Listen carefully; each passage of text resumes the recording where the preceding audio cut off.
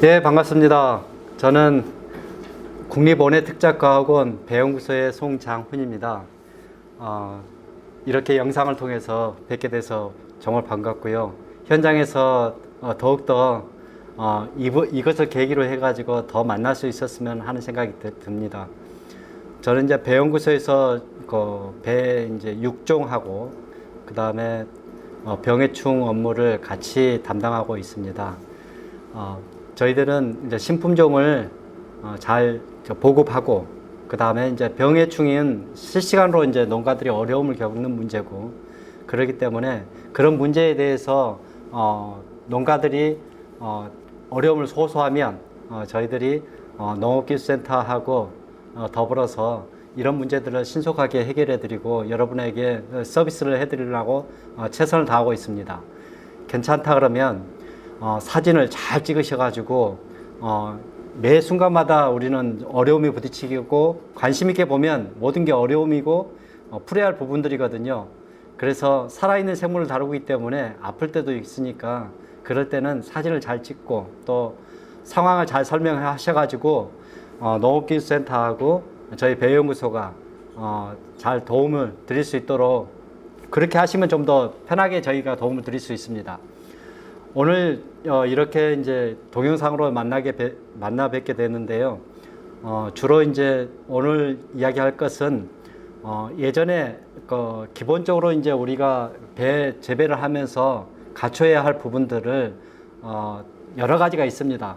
근데 제가 이제 오늘 설명할 부분들은 재배 일반에 대해서 특히 생리장애 포장해서 과실이 문제가 있고 수확해서 팔라 그러는데 갑자기 과실이 이상했을 경우라든가 그런 것은 거의 다 이제 포장해서 원인이 돼서 나올 경우가 많거든요. 그래서 그런 부분들 그리고 이제 병해충 부분 그리고 이제 야생 조류하고 멧돼지 문제 그런 것들을 같이 다루는 식으로 하도록 하겠습니다. 오늘 이제 발표 순서는 일반 관리하고 병해충 관리 그리고 유해조수 관리로 해서 세 파트로 나눠서 설명하도록 하겠습니다. 다소 이제 컴퓨터를 보고 화면을 보고 좀 약간 힘들 수도 있습니다. 그럴 때마다 나중에라도 여기에서는 이런 내용이 있었지 그러면서 다시 한번 확인하시고 또 궁금한 거 있으면 언제든지 질문을 주시면 답변해 드리도록 하겠습니다. 일반 관리에 있어가지고 이제 가장 먼저 부딪히는 문제가 바로 이제 여름철이라든가 또 일할 때라든가 그때 풀 관리를 어떻게 할 것인가 그리고 이제 멀칭하고 이제 청경이라고 하는 것은 아주 그냥 깨끗하게 토양을 깨끗하게 정리를 해버리고 그냥 풀이 안 나게 관리를 하는 거거든요. 이것이 이제 예전에 이제 해왔다라면 우리는 이제부터는 양수분의 경합을 고려해 가지고 멀칭을 하든지 그 다음에 초생을 하든지 청경을 하더라도 이것을 어떻게 부분마다 그 장점을 살려 가지고 잘 배합을 해야 되는 그런 부분이 있습니다.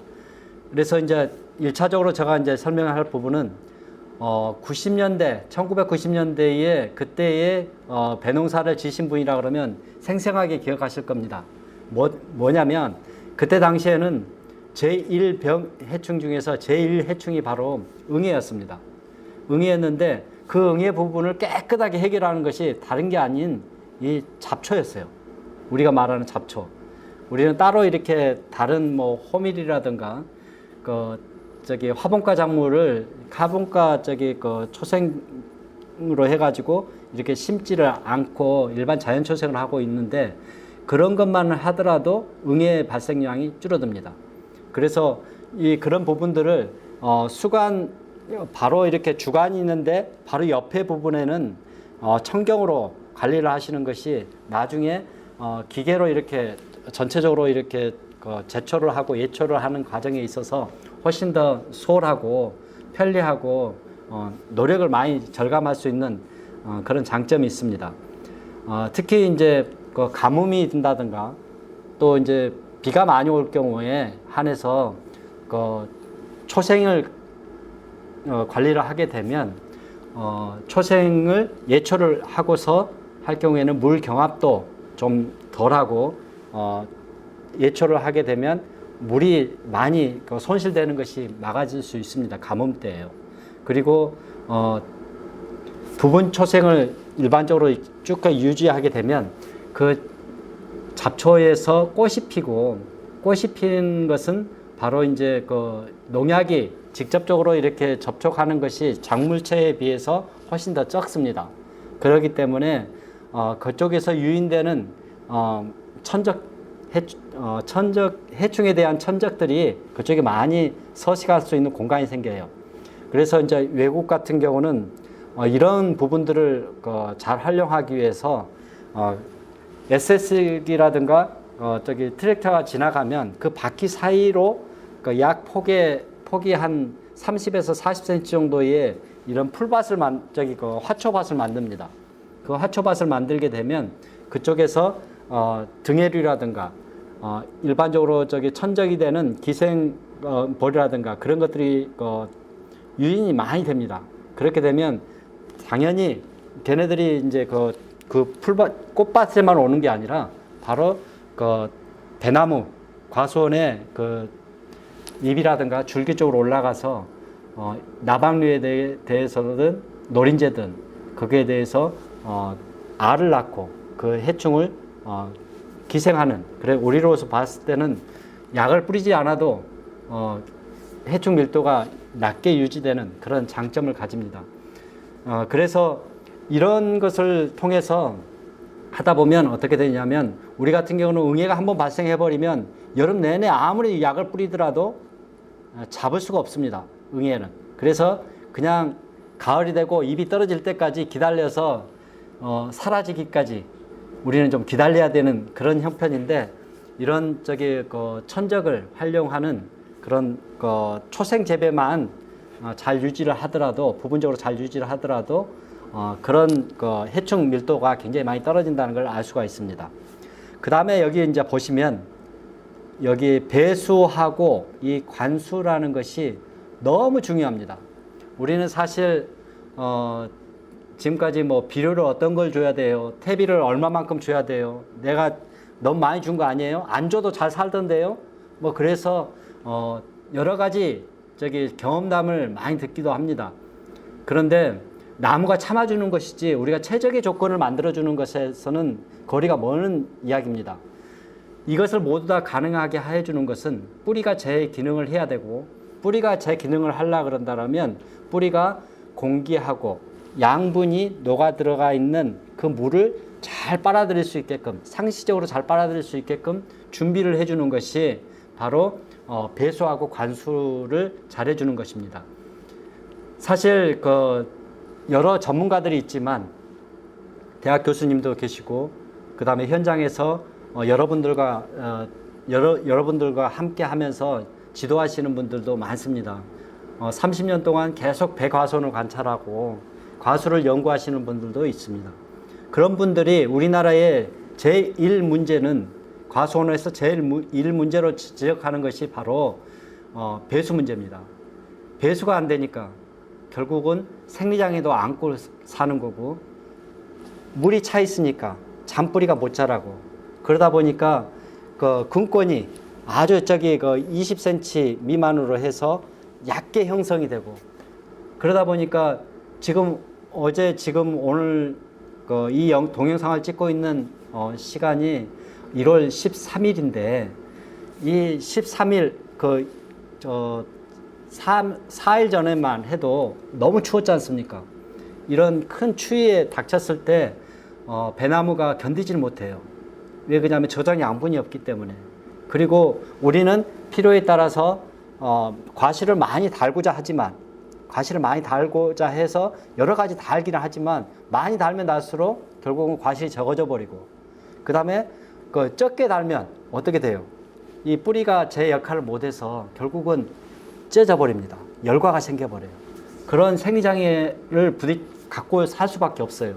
이 부분들을 해결할 수 있는 것이 바로 배수를 잘 시켜주는 것. 우리는 장마기 때에 물이 잘 빠지게끔 해서 잔뿌리가 깊숙이 들어갈 수 있게끔 하고 그 다음에 들어가 있는 것들이 잘 살 수 있도록 해주려고 그러면 이 배수 조건이 해결되지 않으면 절대 과수원을 아무리 좋은 기술을 가지고 있다 하더라도 항상 한계에 부딪힙니다.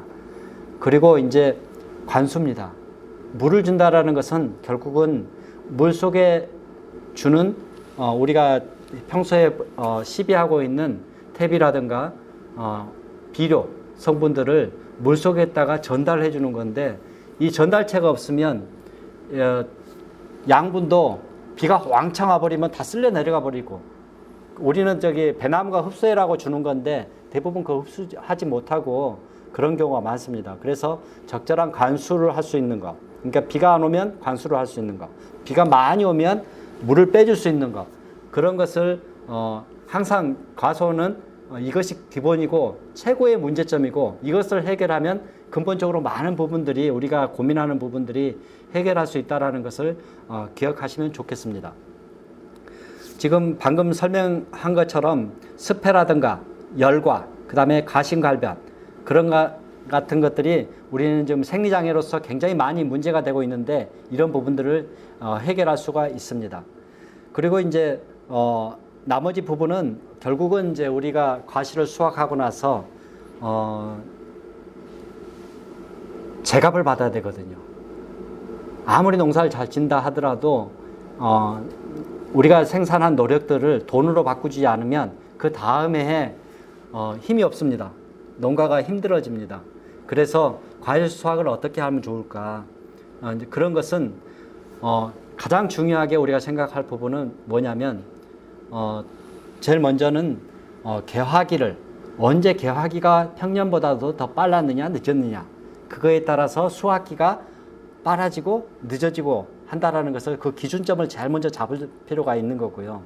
그 다음에 품종에 따라서는 겉모양이 약간 녹색기가 있다 하더라도 그것이 판매하기에 아주 적당한 조건이라든가 내지는 나중에 그 녹색기가 저장 중에서 빠져서 나중에 설 때 팔 수 있을 때 정도 되면 과육이 풀려서 이렇게 소비자한테 가면 좋은 반응을 일으킬 수 있는 그런 품종적인 특성이 있거든요. 그래서 그런 품종적인 특성을 수확기를 잘 맞춰가지고 수확을 해가지고 농가들이 그렇게 정성을 다해서 수확한 것을 제값을 받으려고 그러면 수확의 문제에 있어서는 냉정하게 판단을 하셔가지고 너무 늦게 먼저 우리는 이제 분산 수확을 하게 되는데 너무 늦게 수확을 하게 되면 우리는 과실은 큰 것을 확보를 조금 더 크고 단 것을 확보를 할 수 있지만 문제는 뭡니까? 나중에 바람들이라든가 그 다음에 과수익이 너무 늦게 따버린 경우 같은 경우는 나중에 설 때 판매가 할 경우에는 농가들한테 굉장히 소비자한테 많은 불편함을 줍니다. 그래서 그런 것 같은 경우는 빨리 늦게 수확한 것 같은 경우는 피치 못해서 늦게 수확한 것 같은 경우는 빨리 판매를 해서 그 해를 넘어가지 않도록 하시는 것이 좋고 그 다음에 저장용으로는 아예 처음부터 숙기를 조금 더 좀 당겨서 이렇게 수확을 해가지고 저장용으로 준비를 하시는 게 좋을 것 같습니다. 문제는 이제 작년에도 우리가 태풍이 3번이나 왔어요. 그러다 보니까 사람들이 태풍 오기 전에 미리 수확을 해서 그것이 설까지 가는 경우도 있습니다. 이렇게 해버릴 경우에는 우리가 그 해에 돈을 많이 벌어서 그게 우리가 당도 표시가 안 됐기 때문에 시장에서는 그런 것들이 잘 판단이 안 됩니다. 소비자들은. 대신 전체적으로 배 소비가 약화되는 그런 것을 하기 때문에 유발하기 때문에 우리는 될 수 있으면 태풍이 오기 전에 만약에 수확을 했다 그런다면 정말 판매가 할 수 없는 부분이라 그런다면 즙을 짜든지 그래서 가공용으로 더 이제 다른 용도로 해야지 직접 생식용으로 들어가 버릴 경우에는 소비자들이 우리 배를 많이 싫어할 수 있는 그런 요인이 될 수 있습니다. 이제 구체적으로 일반 관리 측면에서 더 설명하도록 하겠습니다. 우리가 보게 되면 그 생리장애 증상이 이렇게 보면 엽소 증상이라든가 특히 이제 그 장마가 지나고 나면 가장 먼저 농가들한테 도착하는 민원들이 잎사귀가 다 떨어져 버렸어요. 노래가지고 다 떨어져 버렸어요. 하는 그런 내용이 나옵니다. 이런 문제. 그 다음에 잎이 이렇게 황화가 되거나 엿끝터리가 이렇게 감게 해서 죽어버리는 경우. 그 다음에 일부 이제 그 가장 문제가 되죠. 그 열과 문제. 열과. 이것은 아주 크게 열과가 이루어졌는데 올해도 지금 그 농가들에 보면 여기 꽃자리 부분에가 이쪽에서 아주 미세하게 열과가 벌어져서 설 무렵에 이것을 까보면 이쪽에 곰팡이가 피어 있어서 그 판매에 참 애로사항이 많습니다. 이런 것 같은 경우는 빨리 가능하다 그러면 빨리 미세열과 같은 경우는 빨리 판매를 하시는 것이 좋으라고 생각이 듭니다. 그리고 이제 과피흡변이 있습니다. 이제 과피흡변 같은 경우는 우리가 늦게 수확을 하더라도 이 과피흡변이 많이 생기지만 전체적으로 우리가 생각했을 경우에는 이것 같은 경우는 예건 미리 저장고에 들어가기 전에 미리 좀 무게를 10일 정도 내지는 10일 전후로 해가지고 약간 그늘에서 이렇게 둬가지고 수분 같은 경우도 좀 해서 자기 중량의 약 3% 정도를 빼주는 그런 예건 조치를만 해줘도 이 흡변 반응이 많이 줄어들게 됩니다.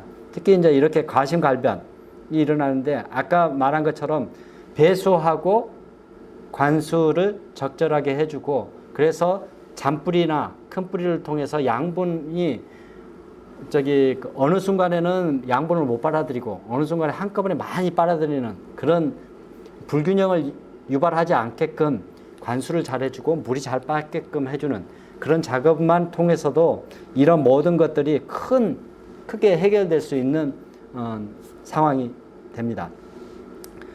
결국은 생리장애라고 하는 것은 병이 아닙니다. 곰팡이나 세균에 의해서 발생하는 것이 아니기 때문에 일종의 우리가 주지 못했을 때에 간절하게 식물체는 원하는데 그 식물체가 원하는 것을 주인이 못 줬기 때문에 스트레스가 발생하고 그 스트레스는 결국은 지상부의 열매가 원하는, 잎이 원하는, 가지가 원하는 그런 것들을 뿌리하고 서로 연결돼서 이렇게 제공하지 못하기 때문에 그런 소통의 부재의 문제로 전문가들은 뽑고 있습니다. 자, 그러면 생리장애의 발생 요인이 뭘까? 그것은 이제 토양 물리성에 크게 원인을 제일 먼저 둡니다.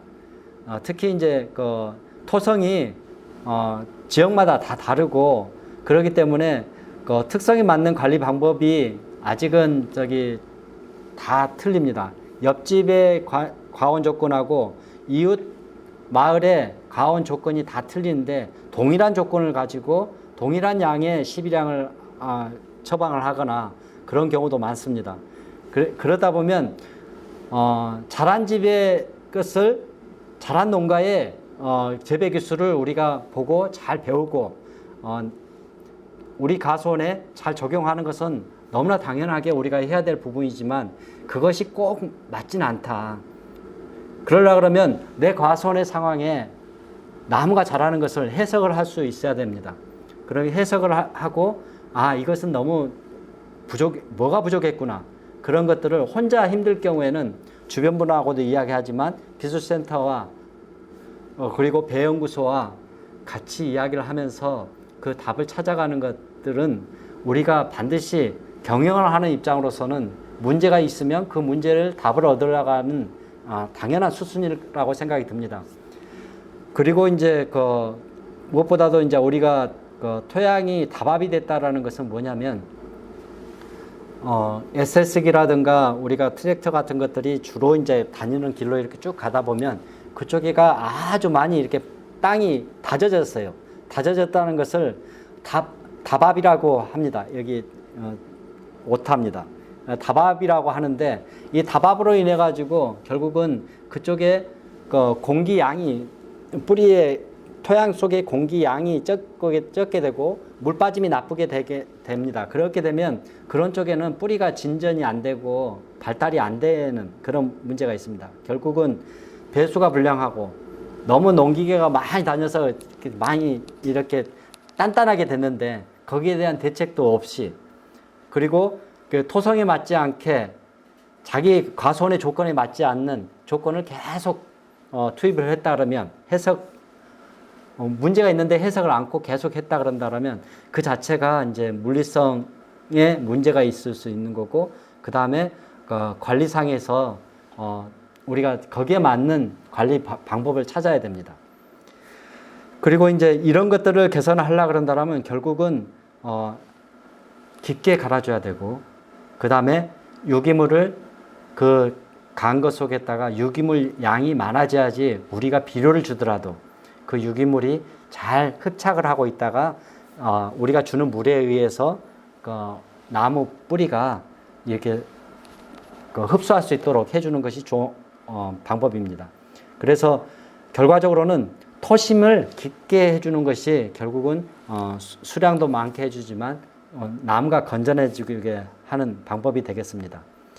배수 분량에 있어서는 배수 시설을 암거든 명거든 배수 시설을 잘 해서 계획적으로 해서 뿌리가 발달을 잘하고 뿌리가 제 기능을 잘 유지할 수 있도록 해주는 것이 굉장히 중요합니다. 그 다음에 이제 우리가 사실은 우리가 가뭄 들고 그리고 한여름 같은 경우는 큰 강을 끼고 있는 지역에서 자주 노출이 될 겁니다. 녹조가 발생합니다. 큰 강에서. 그 녹조의 큰 부분은 우리나라는 그런 부분에 대해서 그래도 농업인들에 대한 관대한 정책 때문에 농업인을 터전을 삼고 있는 관대한 정책 때문에 그런 녹조에 대해서 우리가 뿌린 비료라든가 퇴비들이 그 녹조에 많은 부분들을 기여하고 있다고 생각을 합니다. 왜 그러냐면 결국은 그것들이 남에 흡수되지 못하면 결국은 다 하천을 통해서 다 큰 강에 몰리게 돼 있거든요. 그리고 비가 안 오고 온도가 수온이 올라가게 되면 그것을 먹고 사는 그런 미생물들이 번성하게 되면 조류에 의해서 이렇게 녹조가 이렇게 발생하게 되는데, 그런 것들에 대해서 우리는 물에 하천에다가 비료를 녹여 버리려고 우리가 뿌리는 건 아니잖아요. 그러다 보니까 될 수 있으면 우리가 주는 비료하고 퇴비가 식물에 의해서 잘 빨아들여서 활용이 될 수 있게끔 하려 그러면 결국은 초생 재배라든가 적절한 수분을 줘서 꾸준하게 식물이 흡수할 수 있도록 해주는 것이 굉장히 중요합니다. 그 다음에 이제 물리성의 부분이 큰 비중을 차지하고요. 그 다음에 이제 비료의 성분이 우리가 좀 균형 있게 잡아줘야 될 부분이 되겠습니다. 그래서 비료의 균형이 맞는지 안 맞는지, 그리고 너무 많은지, 그런 부분들에 대해서는 토양 검정을 통해 가지고 그런 부분들을 항상 체크를 하시는 게 중요하고요. 그 다음에 시비 방법이 이제 시기 측면에서 적절하게 살포를 하시고, 그 다음에 이제 사실은 우리가 나무를 상태를 각각의 동일한 조건으로 관리하지만 나무마다 착과 수준이 틀리고, 그러다 보니까 전정이라든가 수세를 잡기가 참 어렵습니다. 그래서 어떤 필요에 따라서는 표시를 해둬서 여기는 나무가 많은 부분에 있어서 시비량을 좀 줄여야 되겠다, 많이 해야 되겠다, 그런 부분들이 있다 그러면 일부 표시만 해서라도 약간 가감을 할 수 있는 그런 준비를 좀 할 필요가 있다고 생각이 듭니다. 그 다음에 이제 사실은 가장 좋은 방법은, 그리고 가장 노력이 적게 드는 방법은 훌륭한 대목을 쓰는 것이고, 그 다음에 접수 품종이 생리장애가 안 나오는 것을 쓰면 제일 좋습니다. 사실 화산 같은 품종 같은 경우는 정말 소비자들이 좋아하는 품종이고 과심도 작기 때문에 이건 팔았다 한다라면 농가 소비자들은 100% 만족하는 품종입니다. 그지만 문제가 있어요. 이런 생리장애가 많고 예민해요. 그래서 이런 생리장애가 일반 신고에서도 많이 나오는데 이렇게 화산이 소비자가 좋아한다고 해서 화산을 심는다 그러면 열과라든가 이런 조기낙엽 조건이 더 예민하기 때문에 많은 수량을 뽑기가 힘들 겁니다. 그럴 경우에는 그 화산 대신에 다른 이런 품종을 대체하는 것이 더 중요하다고 생각합니다. 그리고 접수 품종이, 그러니까 위에 화산이나 원앙이라든가 풍수라든가 신고라든가 그런 것은 이제 우리가 보통 접수 품종이라 그러고 밑에 쪽에 있는 것을 대목 품종이라 그럽니다. 근데 이 대목이 품종이 굉장히 우수하면 이 접수 품종에도 그 영향을 줍니다. 그래서 생산량에 직접적으로 영향을 주지요. 근데 우리가 이 대목에 대해서 우리가 지금까지 간과를 하고 있습니다. 그래서 이제 배연구소에서는 북지콩배라 그래가지고 일반적으로 우리가 지금 돌배를 많이 사용하고 있습니다. 돌배 대목을 많이 사용하고 있는데 북지콩배라 해서 배연 3호를 저희들이 최근에 육성을 해서 보급을 하고 있습니다. 북지콩배 잘 들어보지 못하신 분들이 많을 거예요. 일반적으로 우리가 육묘상에서 북지콩배를 취급하는 것을 굉장히 꺼려합니다. 왜 그럴까요? 대목을 양성하는 데만 해서도 2년이 걸립니다. 보통 1년 종자 뿌리면 그 다음에 올해 키워가지고 내년에 이렇게 잘라서 접목을 해야 되는데 북지콩배의 최고의 단점이 딱 하나가 뭐냐면 초기 생육이 느리다는 거예요. 그래서 어지간히 잘못 땅에다가 심어놓고 일반 육묘하듯이 해버리면 그 다음에 접목을 하려고 그러면 접수가 그 대목에 거의 2-3배 정도로 커버려요. 그 정도로 이게 세력이 약합니다, 대목이. 그래서 이제 그런 것 때문에 일반 육묘에서 종묘를 보급하시는 분들은 돌배, 특히 이제 돌배라고 하지만 중국에서 수입된 값싼 종자를 사용해서 우리가 시중에 돌아다니는 묘목들은 대부분 그걸로 해서 유통이 되고 있습니다.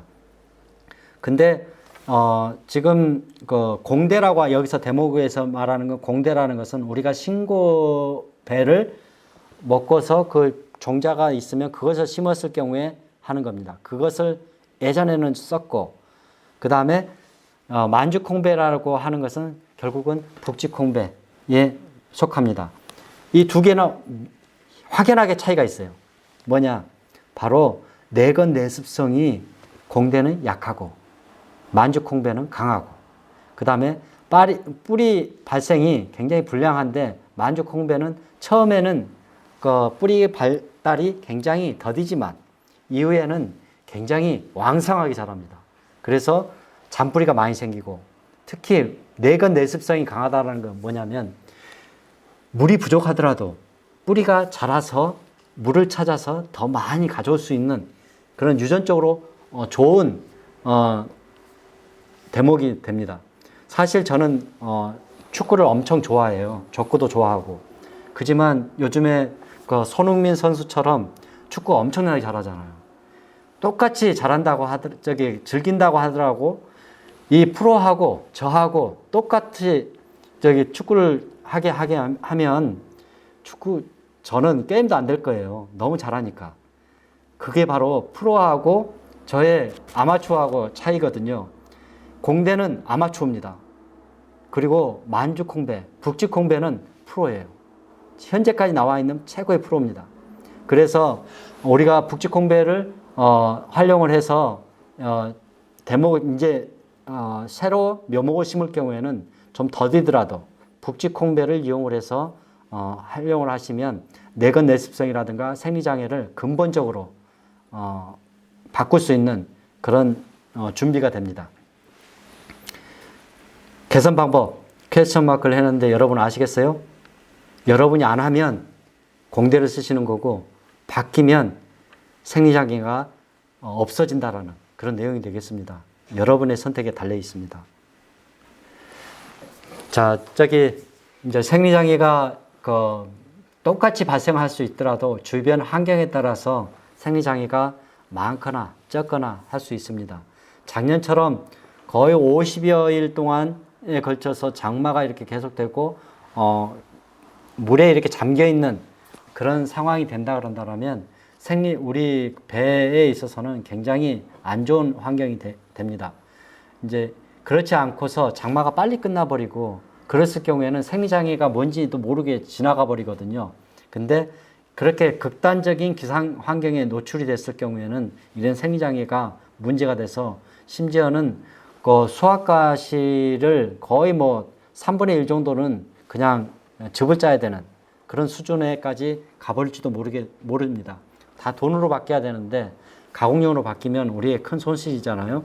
그래서 이제 이런 부분들 같은 경우는 온도라든가 비가 너무 길게 온다든가 가뭄이 너무 길다든가 그리고 우리가 물을 주지 못했을 때 비는 왕창 왔는데 그 다음에 또 그 건조가 여름철에 따가운 햇빛이 오고 물이 말라버려.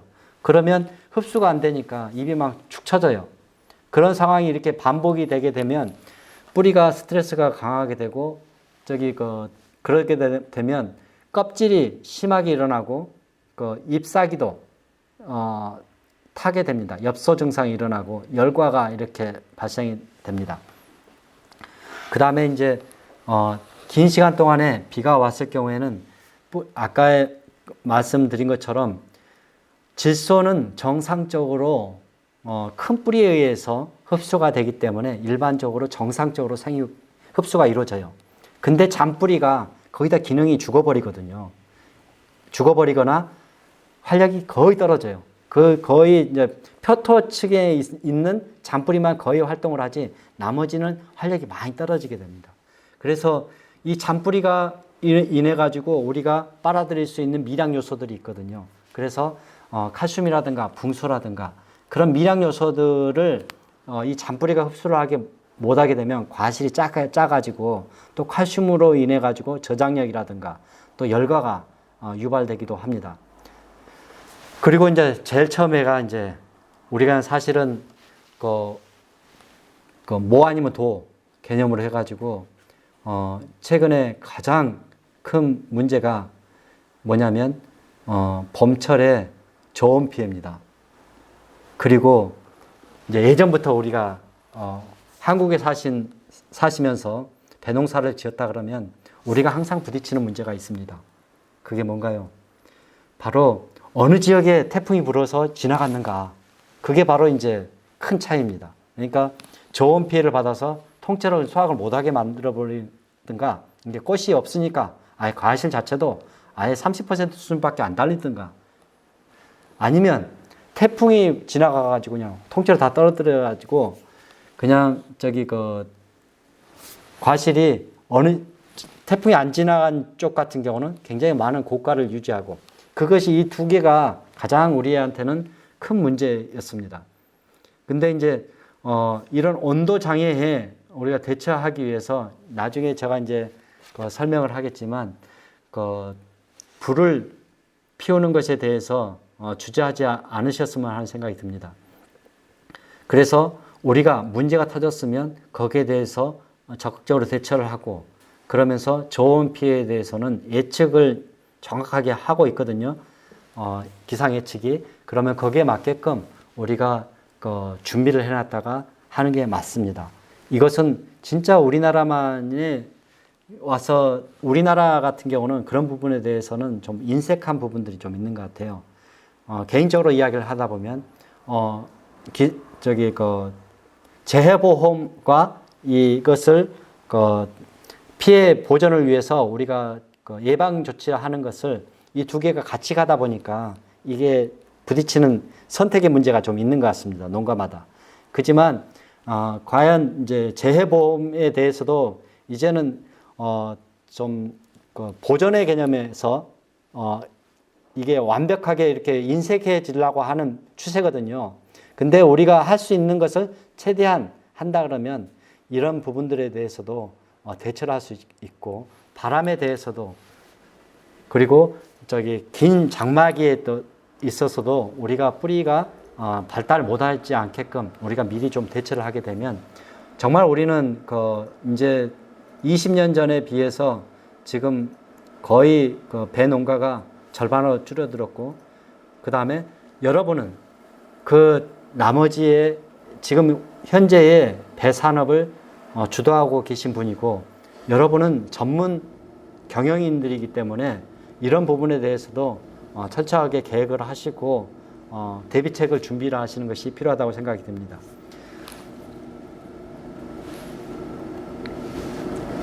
일단은 지금 여기 농가에서 지금 찍은 사진인데요.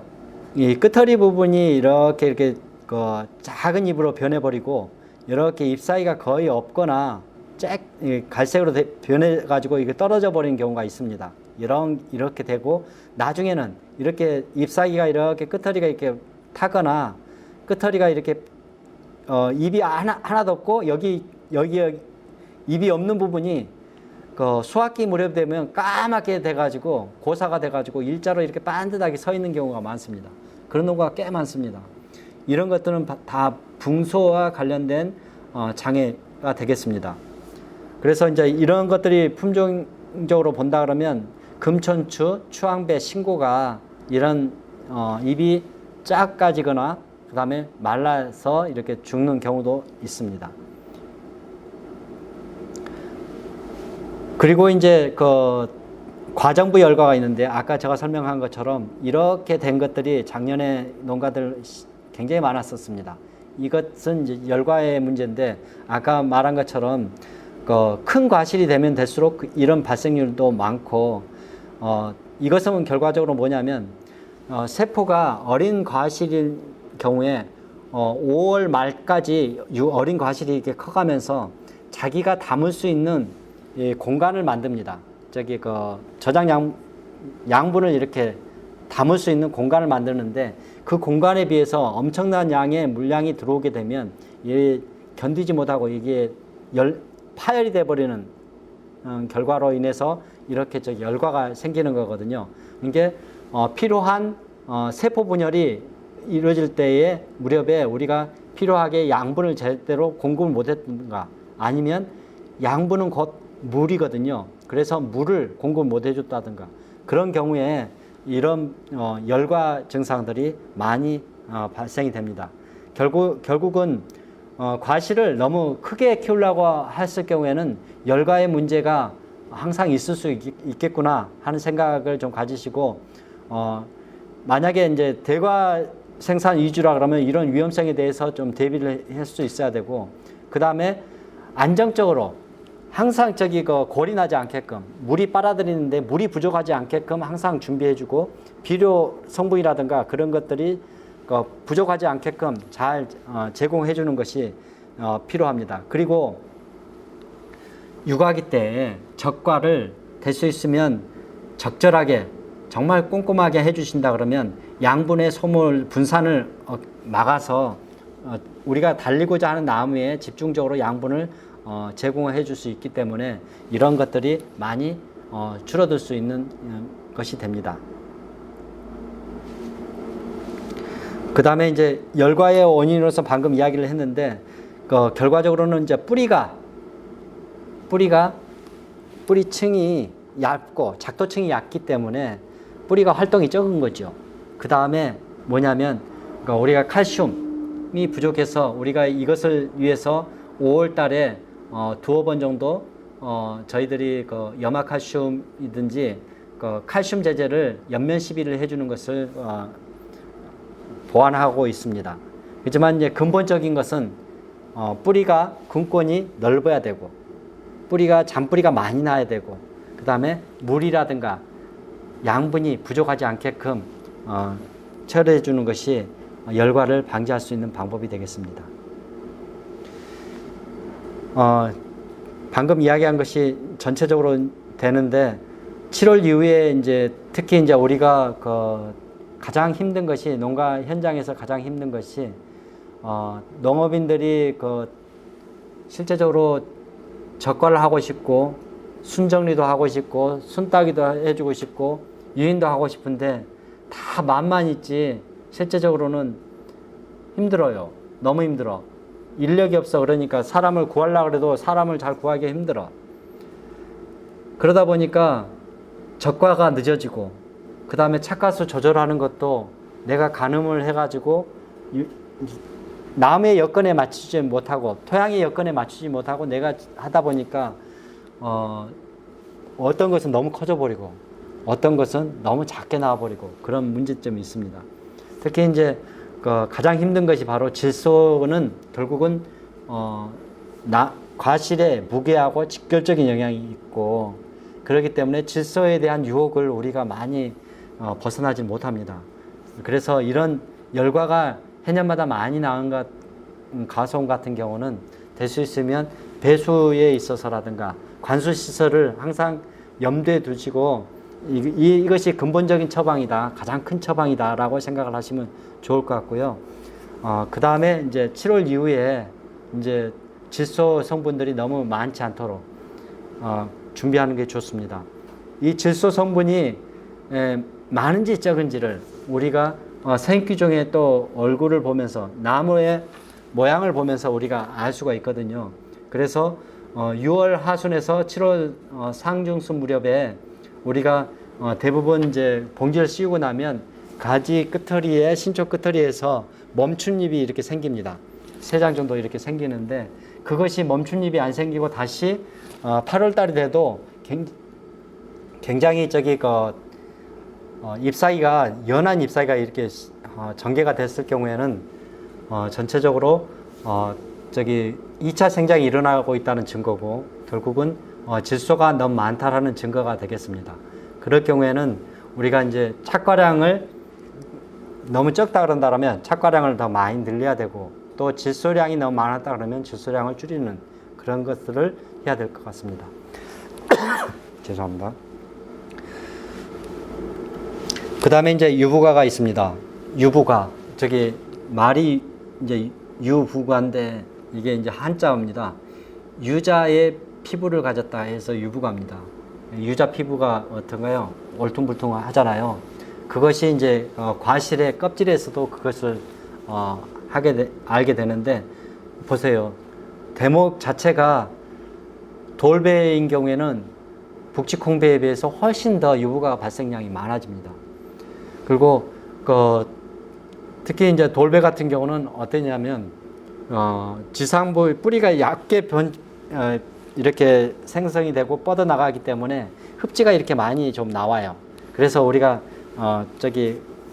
그걸 보고서 돌배에 오래된 과수원 같은 경우는 흡지가 많이 나오는데 그런 과수원 같은 경우는 이게 이제 돌배 계통이구나 내지는 뿌리가 얇게 있구나 그런 계통으로서 우리가 판단하셔도 무방할 것 같습니다. 그래서 이제 대목만 바꿔도 이 유부가의 증상에서 좀 자유롭다. 이제 요인은 뭐냐? 수분이 부족하게 들어갔을 경우에, 그 다음에 칼리를 너무 많이 넣거나, 특히 이제 석회나 붕소가 많이 결핍했을 경우에, 그리고 이제 여기 마지막에 보면 도장지가 너무 많이 발생하게 되면 이 유부가 발생이 많아집니다. 결국은 이제 우리가 순이 나왔을 때 순따기부터 하고 그 다음에 유인까지 들어가게 되는데 순따기 할 때가 굉장히 중요하거든요. 그 순따기는 결국은 등에서 나오는 부분들을 1차적으로 많이 정리를 해버리셔야지만 가능합니다. 근데 밑에 원줄기에서 각 선단, 주지 선단까지 해서 딱 절반으로 나눈다라면 이 절반 부분에서 이 원줄기 사이에는 사실은 신초가 잘 안 나와요. 우리가 지금 현장에 배가소를 가게 되면 그래서 그 자리에다가 우리가 가지가 안 나오기 때문에 그 공간이 확 비어 있거든요. 그래서 대부분 이제 그쪽에는 순을 받으려고 해도 순이 나오질 않아요. 이제 그런 경우 같은 경우에는 우리가 이제 옆쪽에서 이제 드릴 젖먹이를 하든지 해가지고 옆에 순을 만들어가지고 이제 식지를 일부러 유인하기도 하지만 위쪽 같은 경우는 등 쪽에서 나온 것 같은 경우는 굉장히 그쪽에서 세력을 많이 빨아버리고 세력 조절이 잘 안 돼요. 그쪽 그럼 끝터리까지 양분이 전개가 안 되거든요. 그렇게 돼버리면 결국은 뭐냐면 결국은 전정할 때 다 잘라버릴 것들만 키워주는 꼴밖에 안 됩니다. 그래서 그런 것 같은 경우는 어려서부터 눈을 딱 주간에서 선단 부분까지 해서 딱 절반으로 나눴을 때 그 위쪽 부분 같은 경우는 정확하게 이 등 쪽에서 난 그 하늘 보고 나는 그런 신초 같은 경우는 어린 순 때부터 이렇게 손으로 작업하기 편할 때부터 이렇게 밀어버리고 이제 시간이 지나면 그 위치에 따라서 이렇게 그 가지에서 나오는 신초 위치에 따라서 측면에서 나오는 것을 중심으로 해서 예비지를 만들거나 신초를 키워가지고 엽수를 확보하는 것이 중요하다고 생각이 듭니다. 그래서 도장지 발생하는 것들을 그런 면에서 좀 차단하고 크게 한다 그러면 그 세력이 분산이 돼서 또 끝처리까지 선단부까지 꾸준하게 이렇게 그 양분 흐름을 유지할 수 있기 때문에 그런 부분에 대해서 꼭 기억해 주셨다가 잘 실천하시면 유부가 문제에 있어서도 접근이 가능하다고 생각이 듭니다. 근본적인 문제는 유부가의 근본적인 문제, 생자의 근본적인 문제는 땅을 물을 빼주는 거하고 그리고 손흥민, 이게 북직홍배를 갖다가 축구를 하게 만드는 거예요.